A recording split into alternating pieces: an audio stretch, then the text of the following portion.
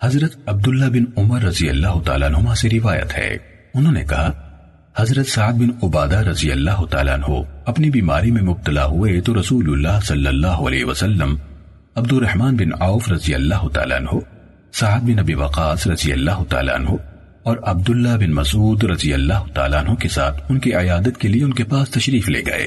جب آپ ان کے ہاں داخل ہوئے تو انہیں غشی کی حالت میں پایا۔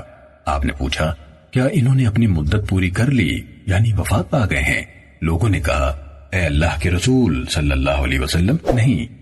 رسول اللہ صلی اللہ علیہ وسلم رو پڑے۔ جب لوگوں نے رسول اللہ صلی اللہ علیہ وسلم کو روتے ہوئے دیکھا تو انہوں نے بھی رونا شروع کر دیا۔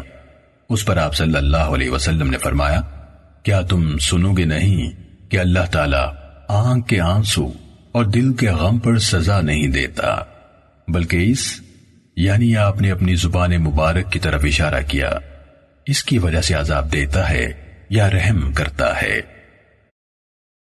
حضرت عبداللہ بن عمر رضی اللہ تعالیٰ عنہما سے روایت ہے کہ انہوں نے کہا ہم رسول اللہ صلی اللہ علیہ وسلم کے ساتھ بیٹھے ہوئے تھے کہ انصار میں سے ایک آدمی آیا، اس نے آپ کو سلام کہا اور پھر وہ انصاری پوچھ پھیر کر چل دیا تو رسول اللہ صلی اللہ علیہ وسلم نے فرمایا اے انصار کے بھائی انصاری، میرے بھائی سعد بن عبادہ رضی اللہ تعالیٰ عنہ کو کیا حال ہے؟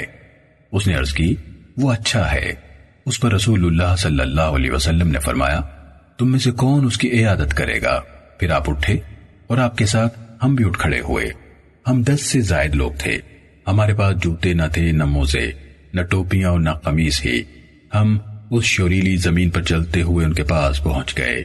ان کی قوم کے لوگ ان کے ارد گرد سے پیچھے ہٹ گئے، حتیٰ کہ رسول اللہ صلی اللہ علیہ وسلم اور آپ کے صحابہ کرام رضوان اللہ عنہم اجمعین جو آپ کے ساتھ تھے ان کے قریب ہو گئے۔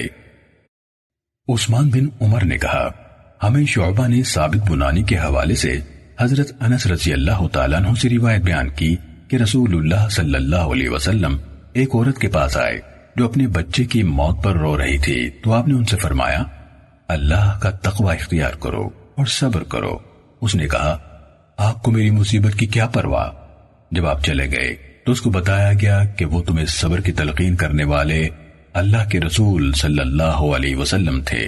تو اس عورت پر موت جیسی کیفیت طاری ہو گئی۔